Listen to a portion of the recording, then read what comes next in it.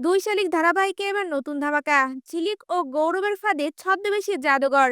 ঝিলিকের বুদ্ধিতে কুপোকাত ছদ্মবেশী জাদুঘর ও উকিল রজতাভ লাহিড়ী। এই ধারাবাহিকে 1 ঘন্টার মহাপর্বে আপনারা দেখতে চলেছেন ছদ্মবেশী জাদুঘর উকিল রজতাভ লাহিড়ীকে নিয়ে সেই বাড়িতে আসার পর সাথে সাথে আখির খোঁজ করে।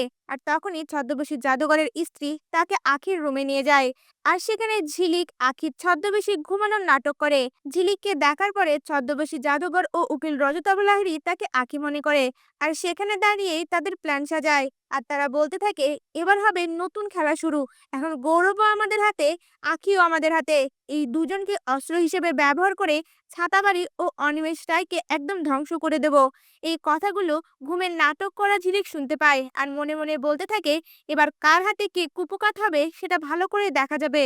এই ছদ্মবেশী জাদুঘর ও উকিল রজতাভ লাহিড়ীকে আমি তাদের উচিত শাস্তি দেব। এত সহজে আমি তাদের ছাড়বো না।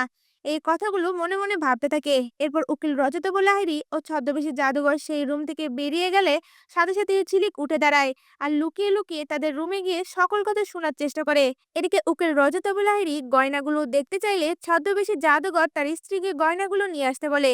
ছদ্মবেশী জাদুঘরের স্ত্রী সেই গয়নাগুলো আনতে গেলে তখন ঝিলিকও লুকিয়ে লুকিয়ে সেই ঘরে গিয়ে দেখতে থাকে কোথায় সেই গয়নাগুলো আছে।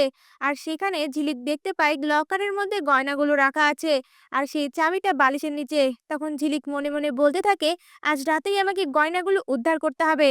এরপর পেয়ারালালকে সবটা জানিয়ে তাকেও এখান থেকে বের করতে হবে।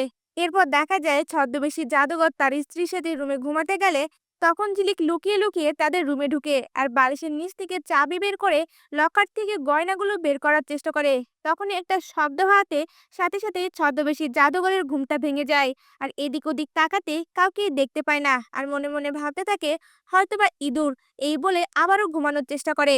এ ফাঁকে ঝিলিক সকল গয়নাগুলো বের করে নিয়ে লুকিয়ে লুকিয়ে আবারও সেই রুম থেকে বেরিয়ে যায়।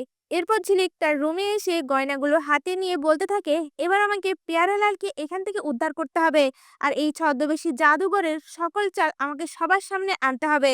তারপর দেখা যায় ঝিলিক ঘুমন্ত গৌরবের কাছে গিয়ে তার মাথায় হাত বুলাতে থাকে।